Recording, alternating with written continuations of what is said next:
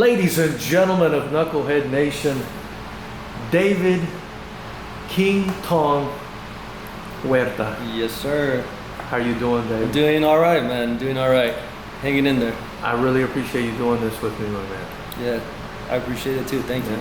David, you are not just King Tong, you're the king of Los Angeles Muay Thai. I mean, this is your spot, right? Yeah, this is my spot. We've been open for about 3 years, so. Very nice. Yeah. David, I want to start this off kind of the way I start with everybody. My understanding of you is you've had 30 amateur fights. How many pro fights are you at? Total fights, I would say, I've lost some count, but a little over 50. Wow. A little over 50 total fights. For Muay Thai, that's insane. That's insane, right. Especially, I think here, right? But anyway, let me take you back to the beginning, because I mean that's just really impressive. When did you start? How did you kind of get into this? I started doing Thai boxing at about 20 years old, 21 years old, and I was into boxing before. Boxing's really big in East LA, and we were that house that always had the fights. My back in the days we used to have the black boxes, illegal cable. So all of us, we were the house that had all the fights. So everyone would go there. My dad would invite all his friends. We'd watch fights. So we were always into boxing. We put the gloves on as kids, try that out. Yeah. I got into karate about 5th, 6th grade. And I just didn't really like it that much, just because I didn't feel like it was, for me at the time, I didn't feel like it was a fight, So I kind of let go of martial arts, but I kept watching it, and I got into the UFC, early UFCs, and I kept hearing Muay Thai being mentioned, not only in the UFC, but I started watching Pride too. This was like right out of high school. And I happened to move down the street from a Muay Thai gym, tried it out for the first time, and just fell in love with it, man. Yeah. Just fell in love with it. Yeah. Were you playing any sports in high school, or did you just, transition right into being an athlete? Was there some sort of background? We always played sports. Yeah. The neighborhood where I grew up in, we were that block where we had a lot of kids. So people from different streets, different neighborhoods came to our block to play. So not only that, but my parents put us in leagues, youth leagues when we were kids. So we played football, basketball, baseball, soccer. Did a little bit of track. In high school, I did a little bit of football and I did a little bit of soccer. Nice. So I've always been into sports. And did you grow up here in East LA? I grew up in El Monte, in Almani, and then I moved over to East LA. Got you. Such a hotbed of talent here in East LA. I tell everybody that listen. I mean, there's like 1,000 champions walking around here at all times. You never that know. don't even know it. Yeah. You know what I mean? You never know. Now, what high school did you go to? I went to Rosemead High School. Rosemead High School, and then as soon as I graduated from high school, I made the move over here to East LA. Gotcha. Was there one sport while you were there that was kind of your sport? In high school? Yeah. Not really, and that's mainly because after like football and soccer, I started hanging out with my friends. So we kind of got into more of like the hip hop thing, or like graffiti and things that were not really associated with school. Right. Yeah. So you leave high school, you get into Muay Thai. Kind of where do you start, and guide me through it a little bit. I started at a gym up the street from here with George Valdez. Okay. He's been around the sport for a really long time, and I actually met my trainer there, Jorge Zarate. Zarate's been around the sport for 30 years. He's like one of the pioneers of Muay Thai in the U.S., especially someone who wasn't Thai. Being a Chicano, it was one of the few guys that were doing Muay Thai back in the days. So started training with Zarate. He's been pretty much at all my fights, and we ended up moving from that gym to a boxing gym down the street. So again, East LA boxing, you know, Wow, you have a lot. You got a chance to see a lot of talented kids, Wow. a lot of world champions. You know, when Golden Boy would have his fights out here, a lot of the champions would go to that gym to do their training camp, to do their sparring sessions. So it was maybe 5 of us that did Muay Thai in a boxing gym. Wow. So we got a chance to get that boxing experience as well. So you guys really had your hands right. Oh yeah, Training with those boxers. absolutely. Top amateur boxers and professional boxers as well. So we definitely feel comfortable with our hands. You mentioned, you know, him Zarate being a Chicano. Are you a Chicano too? Yes, sir. Okay, very, Yes, sir. very cool. Parents born here or? No, they're both my parents are immigrants. I got so, you. Yeah. Okay. And I mean, I just always like to ask, how do you think that's kind of helped you as a fighter, if at all? Yeah, I mean that, and also like the neighborhood where we grew up in. You know, we had to. You have to have thick skin. You have to have thick skin. Little things aren't going to phase you, you know. So I think before I even started competing, I was already a fighter. And I mean, like I said, in the neighborhood where I grew up in, you had kids that all ages. So fighting was a part of it, you know. And we didn't really see it as anyone bullying each other. It was just like you talk shit. That's part of it, you know. And like. And the older heads talk shit to the younger heads, and it goes on like that, you know. And in terms of like Latin parents, you know, Latin parents will be on your ass if you're crying about little shit. You better go out there and kick someone's ass, you know. Don't go. If you get your ass kicked out there, you're gonna come back here and get your ass kicked again, you know, like that kind of attitude. So, I mean, yeah, we were fighters all along from the beginning. Yeah. It's in our blood, man. Yeah, no, I love it. Are they Mexican immigrants? Yeah, so my mom is part Salvi and Mexican, and my dad's Mexican. Yeah. Okay, interesting. You know, I've always been excited about, you know, that dynamic because, you know, we've got a lot of fighters now here in California, Southern California, Salvadoran descent, you know. Mexican descent, obviously, but Salvadoran descent, maybe, you know, some. Yeah, everything Nicaragua. I'm a Nicaraguan. Yeah, so I'm feeling like at some point in the future, you know, we're going to get that same rivalry that boxing kind of got between the Boricuas and the Mexicans. I feel like we're going to get that too here. With you're talking about just in fighting in general, or between the Salvadorans and the Mexicans, because now you have, I mean, even in boxing, right? We got Teofimo Lopez. He's a Honduran. You know, so I feel like this is going to add. Yeah, you know what I like, and what I would like to happen is like the Latinos just kind of like rooting each other on. You see, I don't know if you watched the fight on Saturday, but you had Chito Vera versus you know, Sean O'Malley, and I think a lot of Latin people were rooting for Chito. You know, he's from Ecuador. You know, like you don't hear a lot of MMA fighters coming from there, but he in his post-fight interview he said something about, he's like, I have that immigrant mentality. I heard that and I was like, yeah, you know, like he's a fighter, and like the way he presented himself, I thought was the right way, and I would like to see a lot of the Latinos go against Russian fighters, or you know, like those Eastern European killers out there, you know. So I do see the rivalry here, but I would also like to see us unite when it comes to fighting against other countries, you know. For sure, and I think that does happen. I think that you know who else I think of when you mention that? Jorge Masvidal. Absolutely. Because he's, you know, I know he's Cuban. I think his mother's Peruvian, and I just feel like, you know, he's just represents for the Latinos. He represents, yeah, a lot of exciting fights coming up. You mentioned Chito Vera. I wanted to ask you, what did you think, since we're on that topic, I thought it was a fair win. I mean, I thought he kicked him in the leg and finished him. I saw the same thing. You know, when I watched it live, I missed like the actual strike. I just saw that he was limping, and so of course I'm going for Chito. So I'm like, jump on his ass, get him, you know. But then when I saw the replay, because the replay that they showed there after the fight was him kind of like feigning, and then he like stubbed his toe and rolled his ankle. Right. And that, I mean, obviously that happened, but I think before that is when he took that kick to the knee.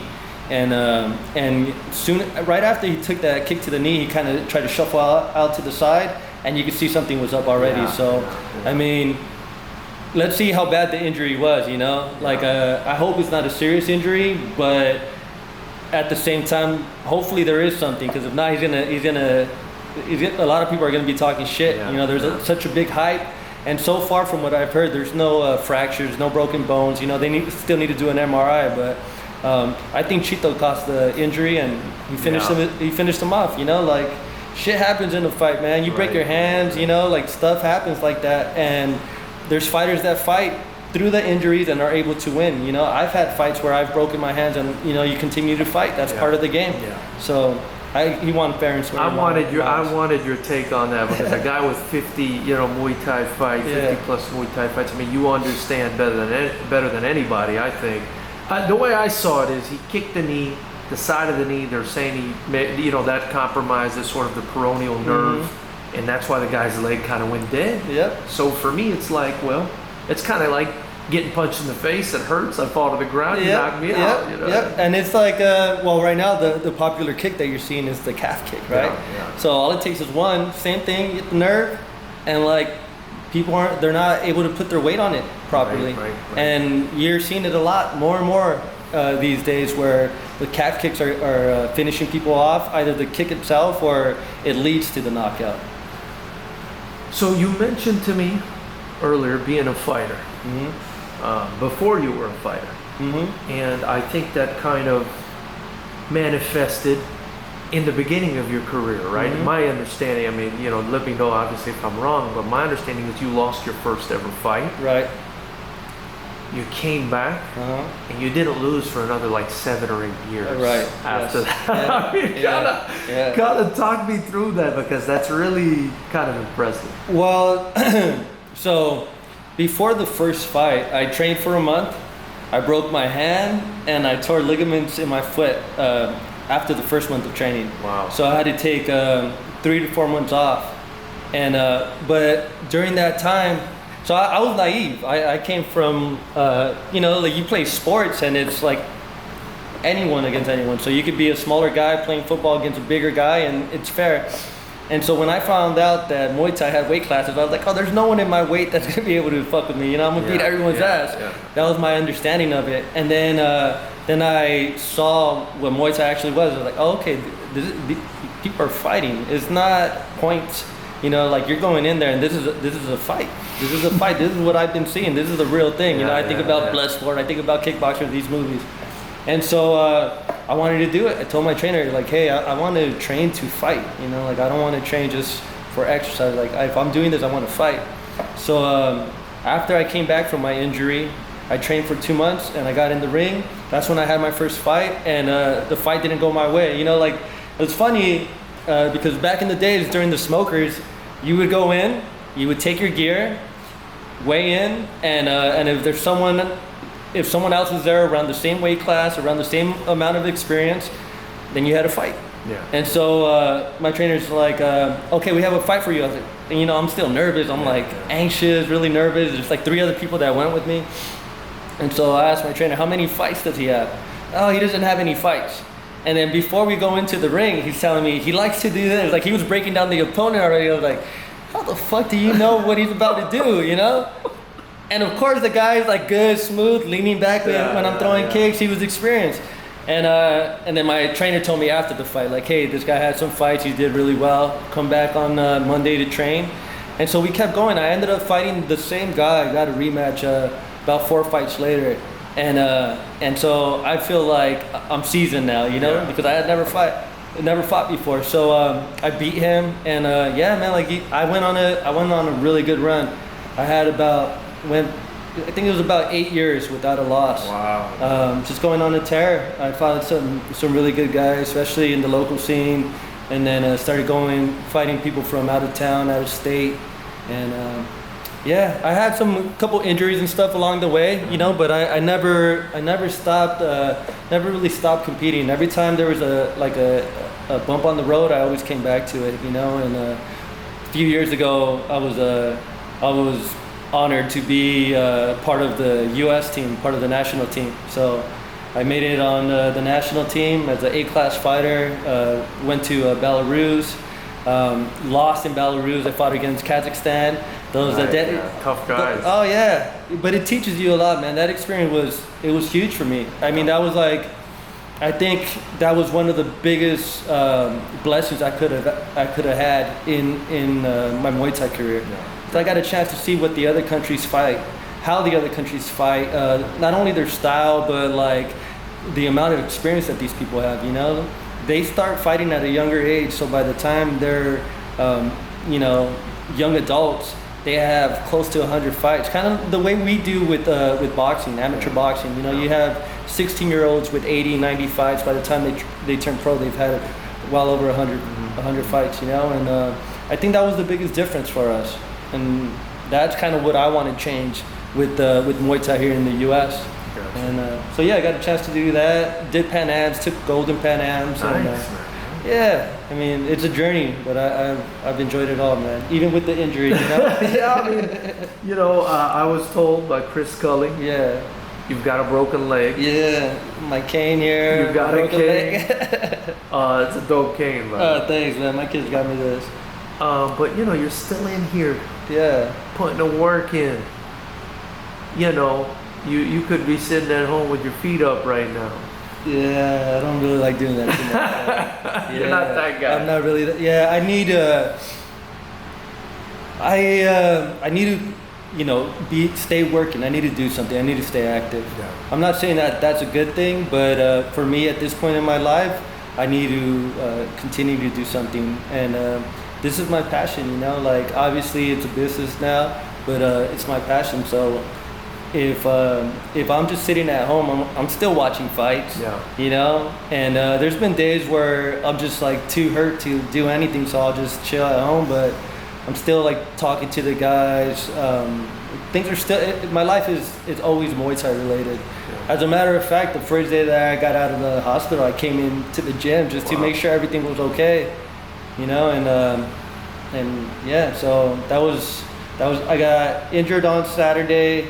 I had surgery on Sunday, and Monday I stopped by the gym, and it's just what I do. This is what I do, It's I'm well past the point where it's where I'm excited about just doing Muay Thai. Like it's just part of my life now, Yeah. Well, I mean, they say if you do something you're passionate about, it's like you're not working a day in your life. That's right. That kind of how you're feeling about. That's right. Yeah. How long has Los Angeles Muay Thai been open now? We've been open for 3 years. Wow. We've been open for 3 years. I mean, I've been thinking about opening up a gym since maybe like 2-3 years after starting Muay Thai, just because I put so much time into it that, like I sacrificed a lot of things. And I told myself, like, if I'm putting this much time into the sport, then I'm going to make something out of it. It's an absolutely beautiful gym, David. Thank you. I think just having been in this long enough to understand, 3 years is a relatively short period of time for a gym, and it looks like you have a great gym and some great success here, and some great fighters training here. Yeah, we have some studs that are coming out of our gym. We have obviously Chris Coley. We have Lance Dixon, who's one of our pros. He was a top amateur when he was fighting. He had, I want to say, he was 17-1 as an amateur. He went on a tear, just knocking everyone out. And he's been doing really well as a pro fighter. He's fought for WCK. He's fought for Lion Fight. He's fought for Triumphant. Fought for Gloria as well. Kennedy Riley. She's a stud. She last year she went to Thailand to represent the U.S. Came back with the silver medal in the world. So nice. That's a huge accomplishment. We have Caleb Cisneros. Caleb's another stud. 20+ amateur fights. We have Donovan McIver. Donovan is, I want to say he's 7-0 now as an amateur fighter. We have Yannick from Peru. He's on the Peruvian national team. Oh, okay. Okay. We have my boy Ghost right here. That wants to get off the mat. Go. So David, quick break. You mentioned you mentioned some of the killers you got going here. I kind of wanted to circle back though to your career. You continued again, countless amateur fights. a really impressive record. I think I read somewhere 27-3 as an amateur. Am I right about that? That's incredible. As a pro, and a draw.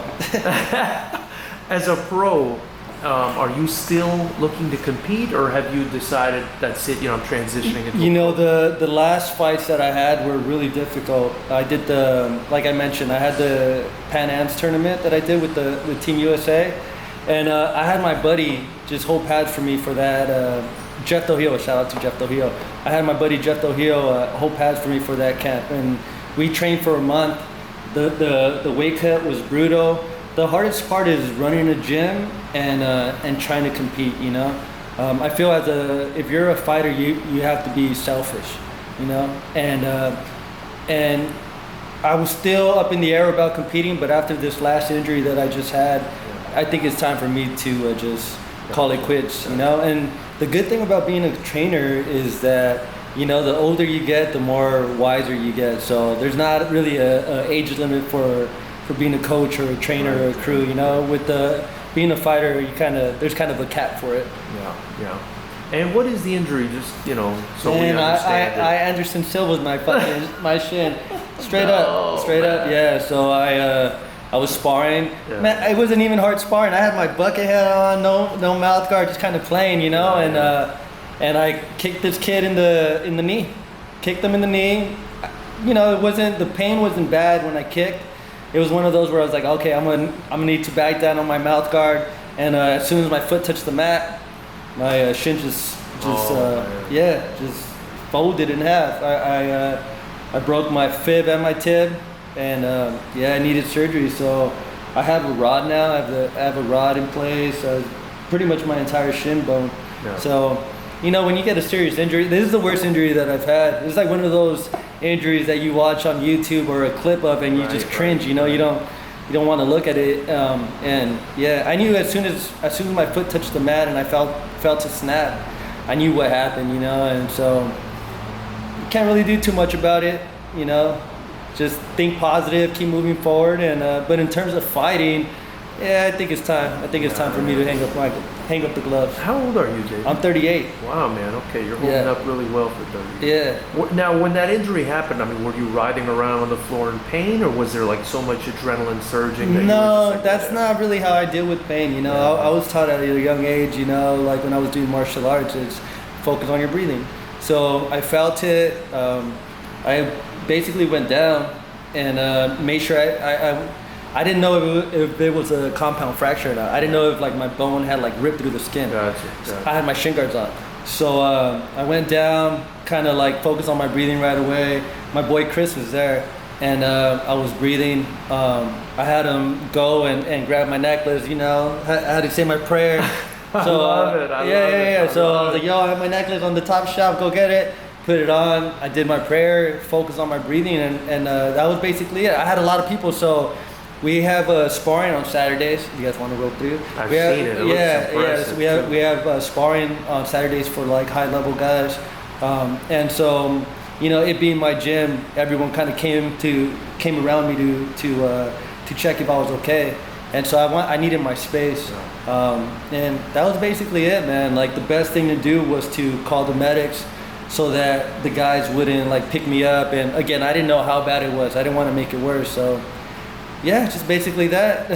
Got the medics came in here, and I'm not the type of dude that's gonna be crying or yelling from the pain. I'll do that after. But the most important thing is okay, kind of understand what's going on. Do my best to feel out the situation, and then from there I can be oh fuck, this shit fucking hurts, So yeah, so my first instinct though was to make sure I settle down and And what's the healing looking like? They said 3 to 6 months. So this happened.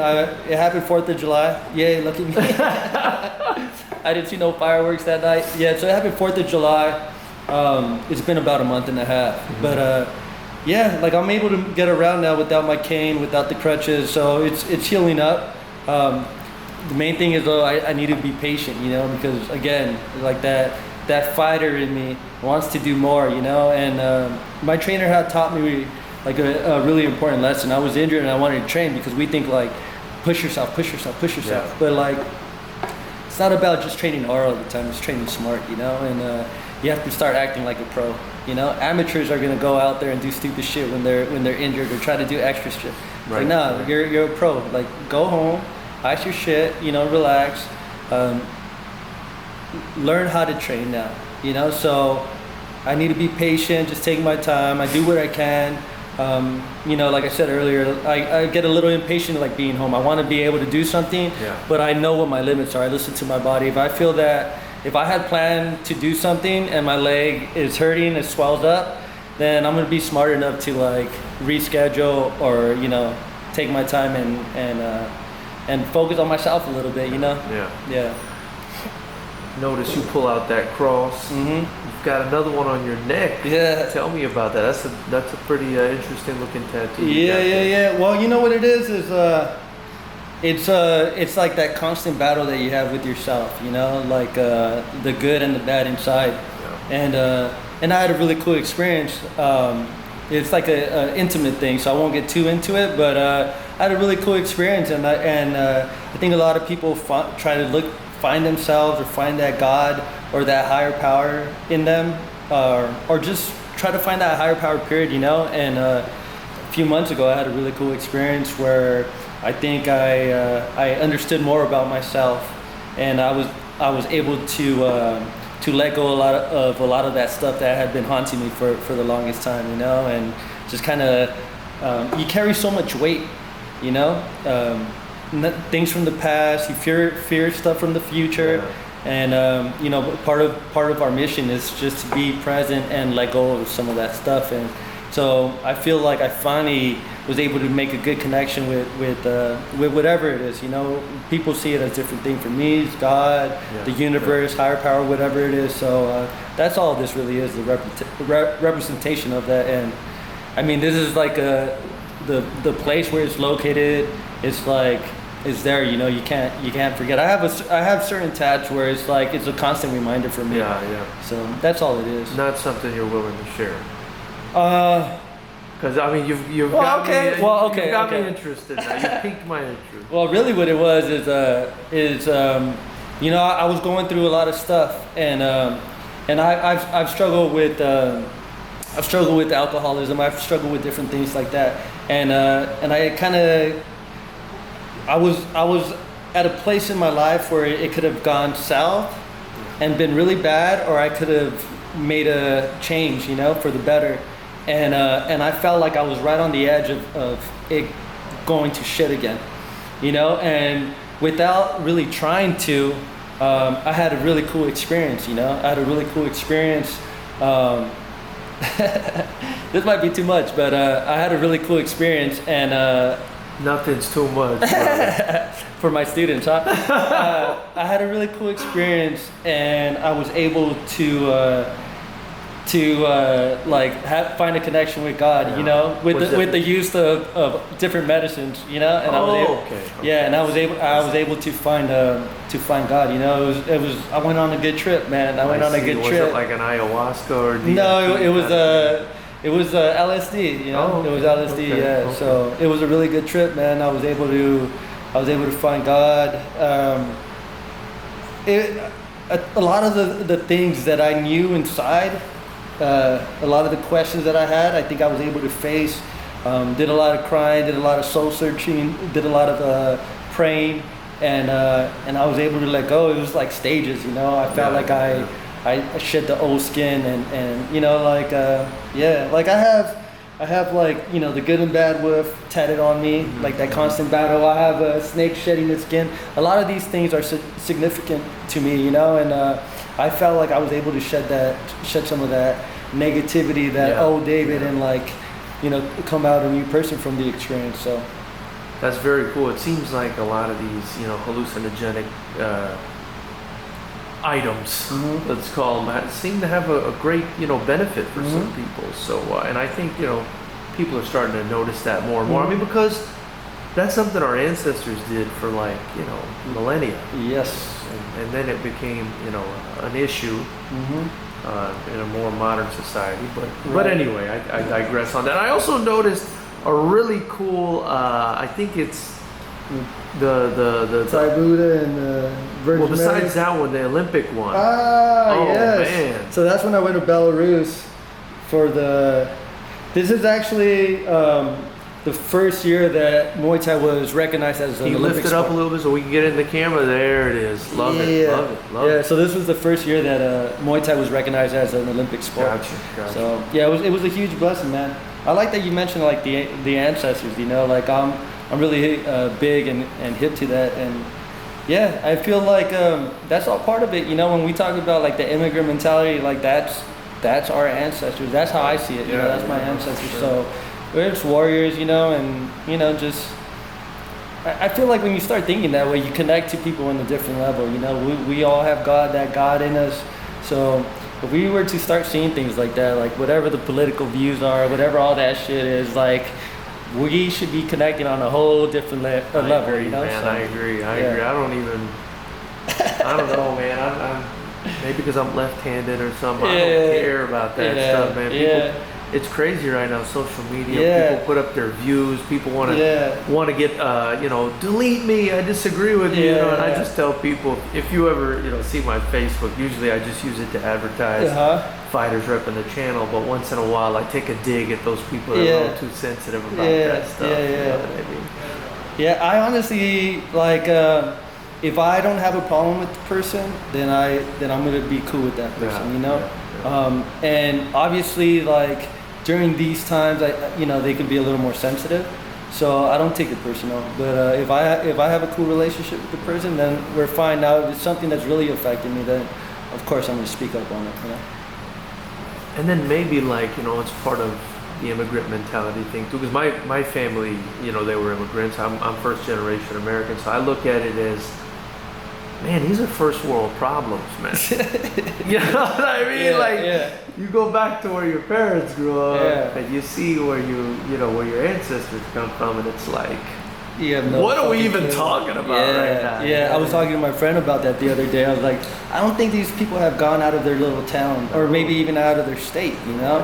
And so what you think is just whatever it is that you see in that town and what is being fed to you.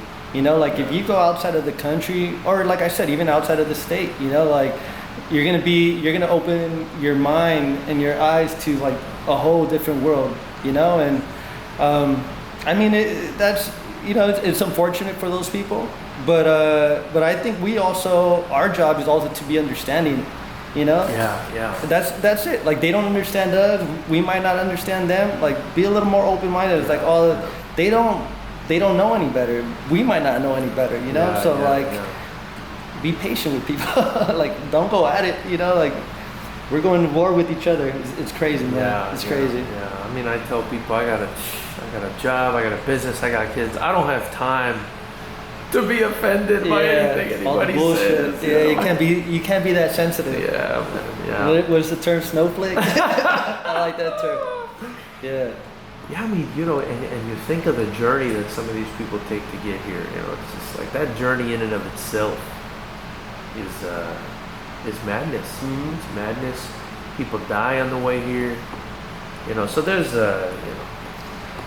Yeah, I mean, it's kind of like a political thing, but like even the people that are complaining about those people that have to, make their way here, like they're not living in the best situations either, Yeah. Like if you're a happy person, then you're not gonna complain about shit like that. Right. It's like if you're unhappy and you're living in a fucked up situation, then someone saying they're taking your job, that's gonna make sense to you, But the people that are crossing the border to get this below minimum wage job, they're not taking your job.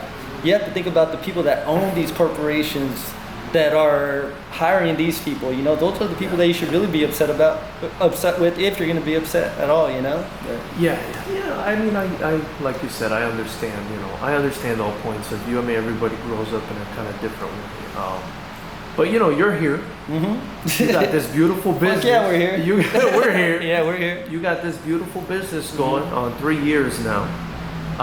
If people want to come, get that authentic work in, man, get that good work in, at Los Angeles Muay Thai. How do they get here? How do they find you, Dave? You can check us out on Facebook, Los Angeles Muay Thai, Instagram, Los Angeles Muay Thai. You can go on our website, www.losangelesmuaythai.com. Everything's Los Angeles Muay Thai, you know. And the cool thing about our place is, I'm the owner, but I have my trainer here, you know, who has years, a ton of experience that's teaching out of here. Yeah. You know, we have like high level guys, like I mentioned, Yannick, who's from the Peruvian national team. You know, he's another stud. We have some really good guys that are teaching and training out of this gym. You know, and it's just good vibes. We're not the type of gym where you have that tough guy that's gonna try to kick someone's ass. You know, like our tough guys are humble. You know, like, and if someone comes in thinking that they're gonna have that attitude, then it's not gonna work. You're gonna stand out. You're gonna stand out, you know, and then you're gonna see guys that you don't think are badasses that are killing it, that are crushing it, and it kind of makes you take a step back. It's like, okay, you know, there's more to it than just being a bro. Yeah. They're gonna learn the hard way. How to be humble. Huh? Yeah, I mean, honestly, like I said, you know, it's just the vibe. If the majority of the people that are training are chill, and the trainers are chill, like, you're really gonna stand out if you're not being that way, you know. So yeah, in just 3 years, David, you've got all of this going on, man. I know I know what it means, because I've dealt with a lot of gyms at this point as a promoter, albeit, you know, a small time promoter, but a promoter nonetheless. I've dealt with a bunch of gyms, and it's impressive what you've been able to grow in just 3 years. You know, what's kind of the goal for you? What's a personal the end game? goal? A personal goal for me is I would love to be a coach at the Olympics. We have a really cool kids program, you know, and I work with the United States Muay Thai Federation with Sporty's Your Gang. We have a great kids program. That's one of the main reasons why I wanted to open up a gym. Like I mentioned earlier, other countries had a ton of experience. We don't have that here. We have too many sports. So if your parents are gonna put their kids into sports, they have options. They have soccer, AYSO, they have basketball, every sport that we have. And in our community, we have boxing. Boxing is huge when it comes to fighting. Yeah. You know, so I wanted to open something up in my community that was affordable. You know, if there's gyms that charge $150, $200 for kids, and if you have multiple kids, you know, there's no way that parents around here are going to be able to afford that. You know, and if they can, like, when times get rough, like they are right now, the first thing that's going to go is martial art program. So our program is really affordable. I really want to build up our kids program, and on top of that is just build fighters, have students fall in love with Muay Thai the way that I did. If they never compete again if they never compete, period, you know, it's just like be concerned with your health, you know, like be a healthier person, a more confident person, you know, discipline, all the things that come along with the martial arts. David King Tong Huerta, man. Thank you so much. Thank you for your time, bro. Thank you very much.